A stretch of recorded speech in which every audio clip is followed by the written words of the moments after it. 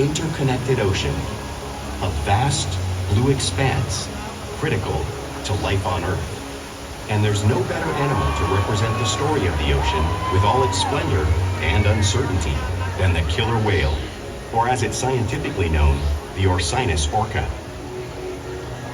The orca lives in every corner of the ocean, from the Arctic to the Atlantic, the Southern to the Indian, to the mighty Pacific and beyond.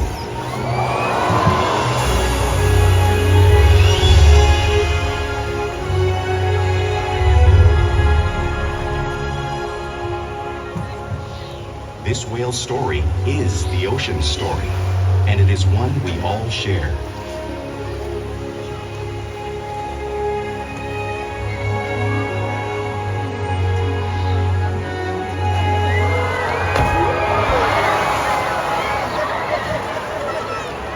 Welcome to SeaWorld's Orca Encounter. My name is Julianna, and I am so honored to introduce you to this majestic and intriguing animal.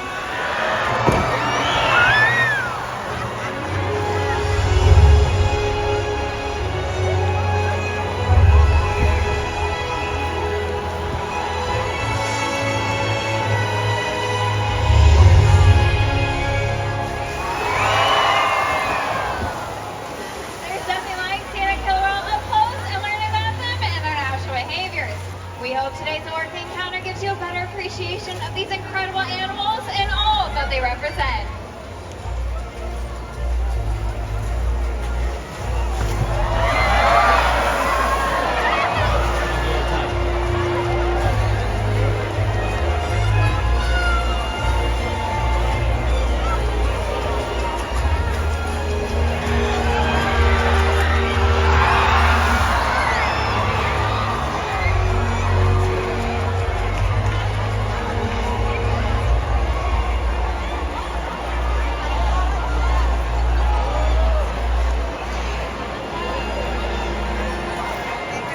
While they are found in every ocean, orcas living off the coast of Iceland are quite different than those near Costa Rica.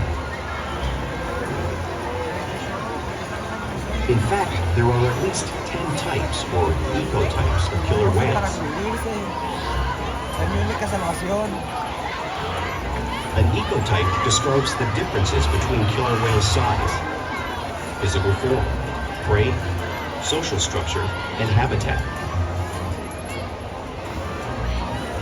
As you can see, the differences are subtle, but noticeable when compared side by side. Orcas are adapted perfectly to their environments. And even the whale's black and white coloration has a purpose. It camouflages the outline of their bodies in the water, making it easier for them to surprise and catch their prey.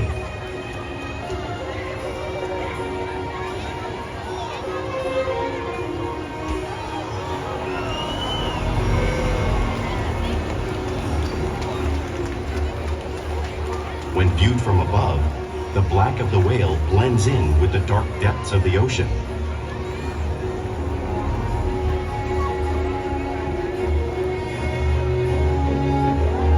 When viewed from below, the orca's white bellies match the brighter surface of the water, blending with the light above, giving them the perfect camouflage.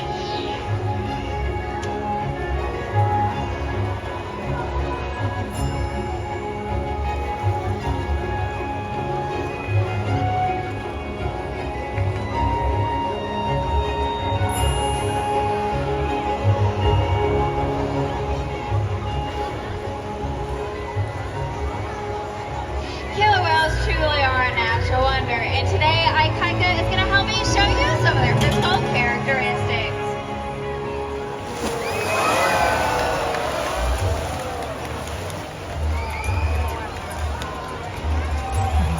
Their blowhole is perfectly designed for catching a quick breath of air right at the surface of the water. Even the location of their eye works to their advantage. It looks like it's in that white patch, but that's a visual distraction. It's actually located just in front in that black area, camouflaged from thrashing prey. And the fin on top of the whale's back is called the dorsal fin, which helps stabilize them while they swim and regulate their body temperature.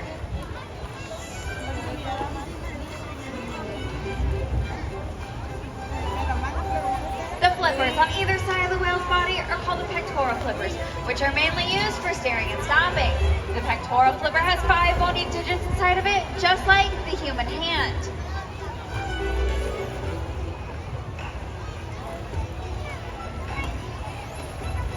And the lobes on either side of the whale's tail are called the fluke. Now the tail fluke is the killer whale's engine, propelling them up to speeds of 30 miles per hour, which is as fast as some of our speedboats. But they swim the fastest and use the most power when they're propelling their nearly 10,000-pound bodies all the way up and out of the water.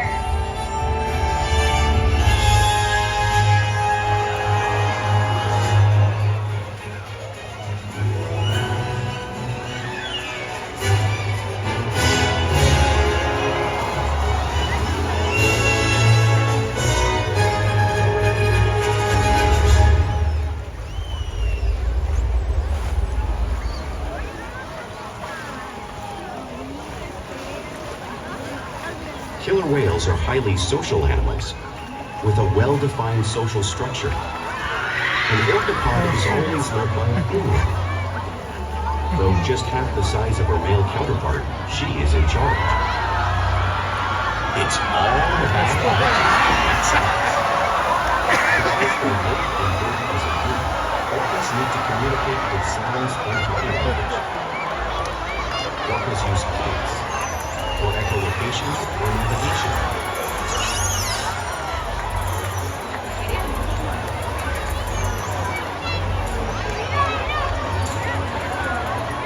Whistles to socialize in the pod.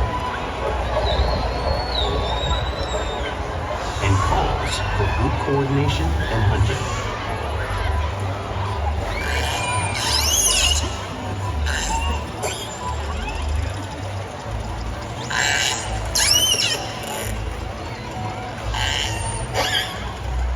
Vocal development studies here at SeaWorld show that early on, calves learn vocalization from their mothers.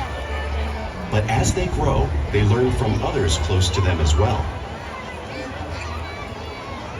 This is a bottlenose dolphin call that Shouka learned and even taught other killer whales here at SeaWorld. In fact, orcas are the largest members of the dolphin family.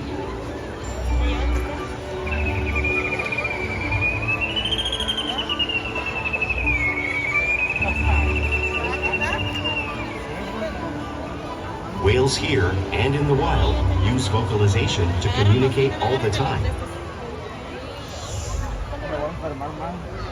Like all animals, killer whales use body language as a form of communication. A pectoral slap might be used to show dominance or to get noticed. For example, a mother may use a pectoral slap to get her calf's attention.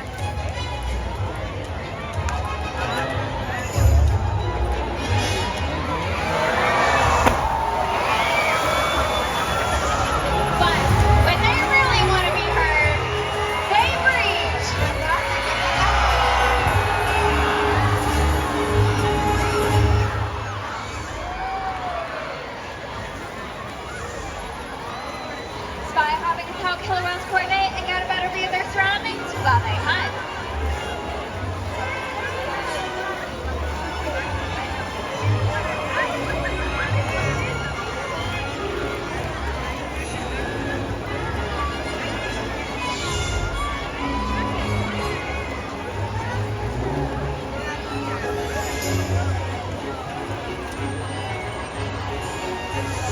Fluke slaps are also a form of communication. Killer whales use them wild and right here at SeaWorld.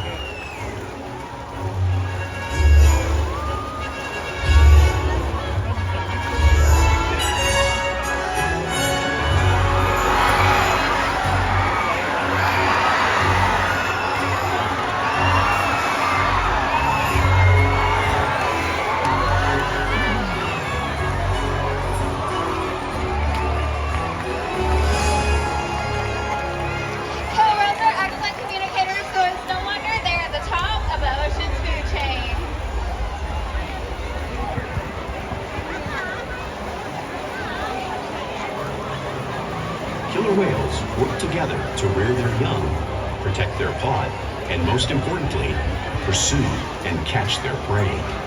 Every day they cooperate, to survive in the wild oceans of the world.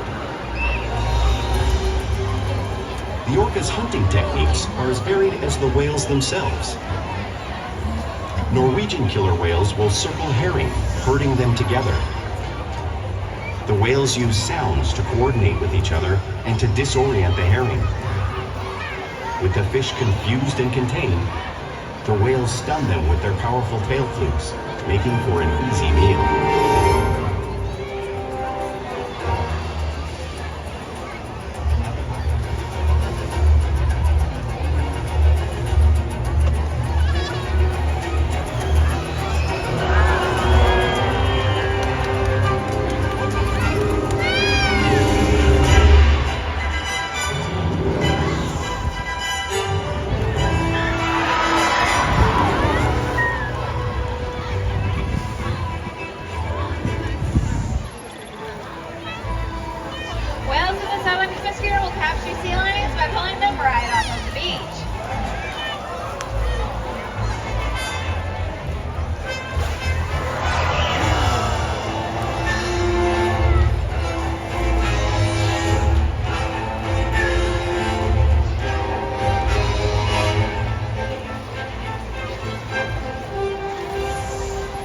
Antarctic orcas will create waves washing over floating ice, knocking unsuspected seals right into the water.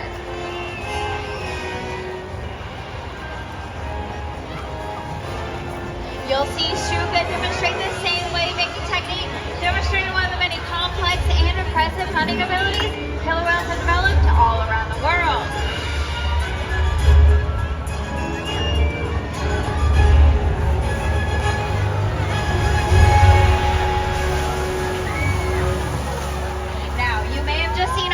Waves crashing in front of you, but you can't truly imagine the amount of water displaced until you experience it firsthand.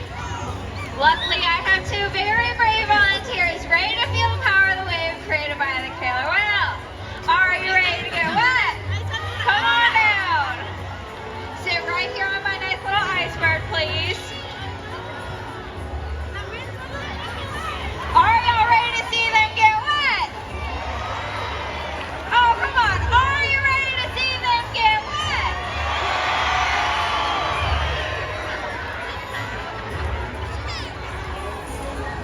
All right, it looks like we have Shouka heading your way.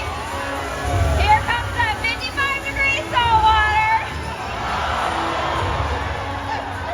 That's pretty cold, huh? You guys did great. Good job.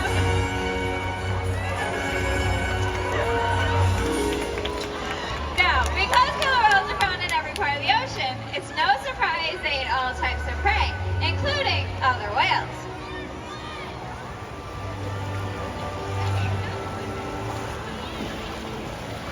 The blue whale you see on the screen is the largest animal on Earth. It is 5 times longer and 50 times heavier than a killer whale. So, how does a whale the size of Shouka prey on a whale that size? Well, it's all possible because killer whales are the ultimate team player.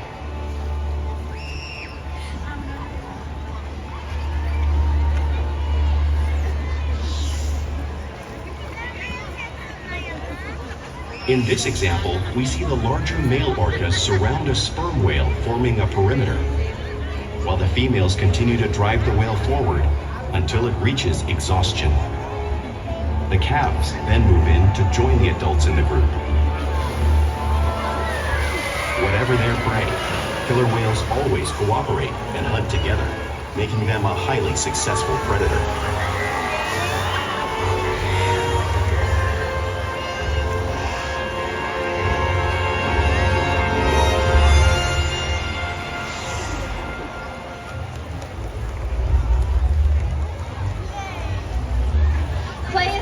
Part of everyday life for a killer whale. It's how they teach their young to hunt and practice their skills as they grow.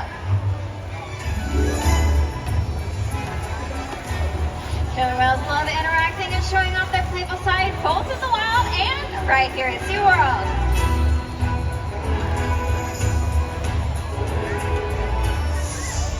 Porpoising is when a killer whale swims fast to the surface, breaking out of the water just briefly.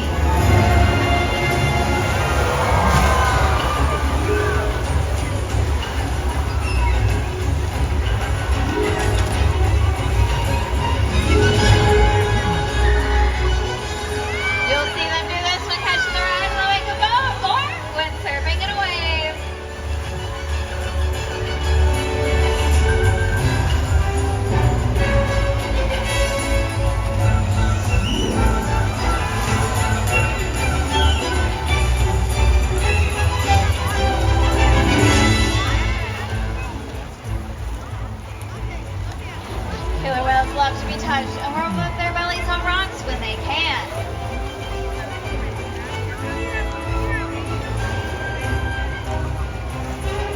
You'll see Corky do this here just like whales in British Columbia.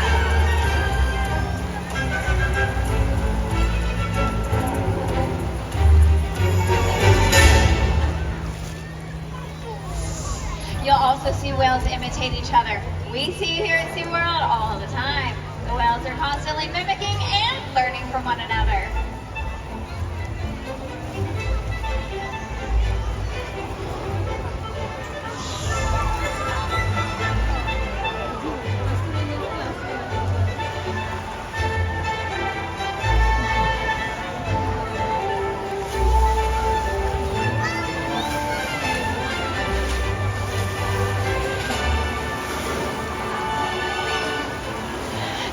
Playful behavior does have a purpose. A tail wave might be used to stun fish while hunting, but today, these whales might just be stunning all of you.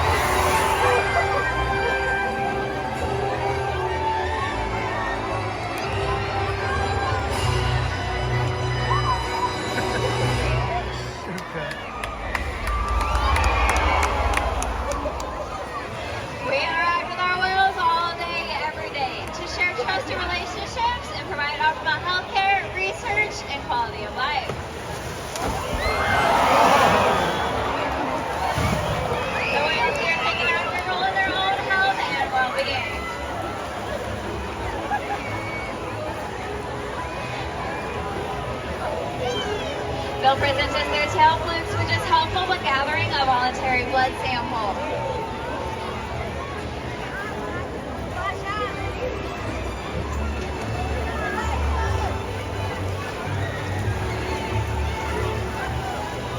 They'll also slide them on a scale so we can monitor their weight, just as Orchid is showing you on the screen.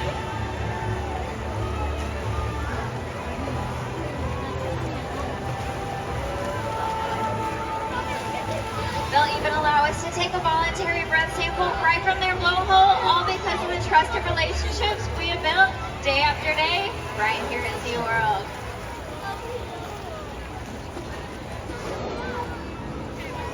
Now I want to introduce you all to a very special member of our pod. Everybody please give a big round of applause for Shouka.